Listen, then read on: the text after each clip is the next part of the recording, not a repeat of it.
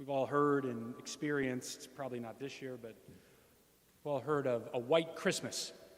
And it brings back many memories, I'm sure, for all of us, happy, joyful memories. But I just learned of a different colored Christmas, the term for that, a new term called a blue Christmas. I was speaking with a priest friend of mine who pastors about an hour away from here, and I guess on this weekend they celebrate what is called a blue Christmas, this fourth Sunday of Advent. And a blue Christmas is exactly what it sounds like, where you just have the blues, that there's a sadness, a difficulty, a struggle, a pain.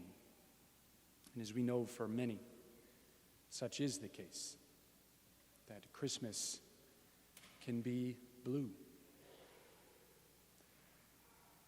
This Advent season, myself and our other priest, Father Jose or Father Bobby, we've celebrated probably somewhere around 15 funerals throughout this Advent season over all three of our parishes.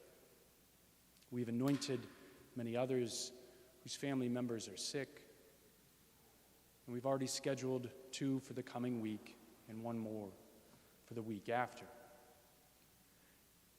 That's all to say there are a lot of people in our parishes and our communities where this will be a different Christmas. It won't be a white Christmas as we normally think of it. It will be a blue Christmas where there is sadness, grief, pain, and in a word, darkness. That Christmas will be covered with a darkness, which is exactly where we find God's people in the first reading. They're in a darkness, and it's an inescapable darkness, one they will not be able to get out of. At this point in our first reading, the northern kingdom of God's people has already been annihilated. It's destroyed.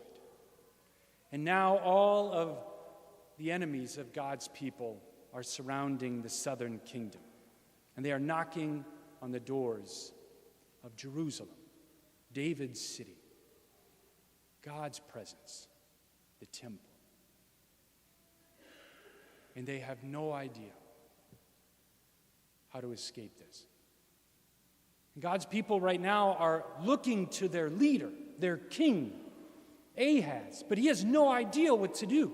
He's a brand new king. He's young. And there's no easy answers for him. He doesn't know who to turn to. There's no answer. And everyone is just in this darkness, waiting for the inevitable to happen, where everything is destroyed and everything is lost.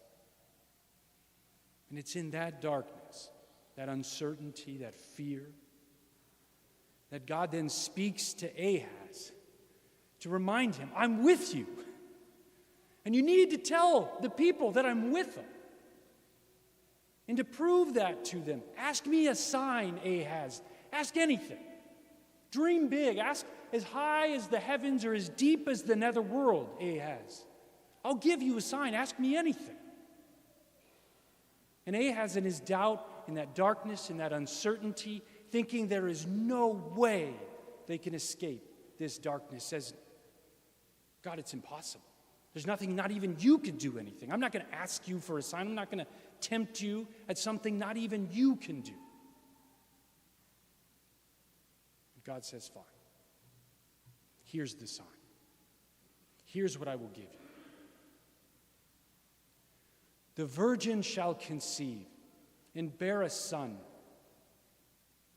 and he will be named Emmanuel, meaning God is with us. And he's particularly with us in the darkness.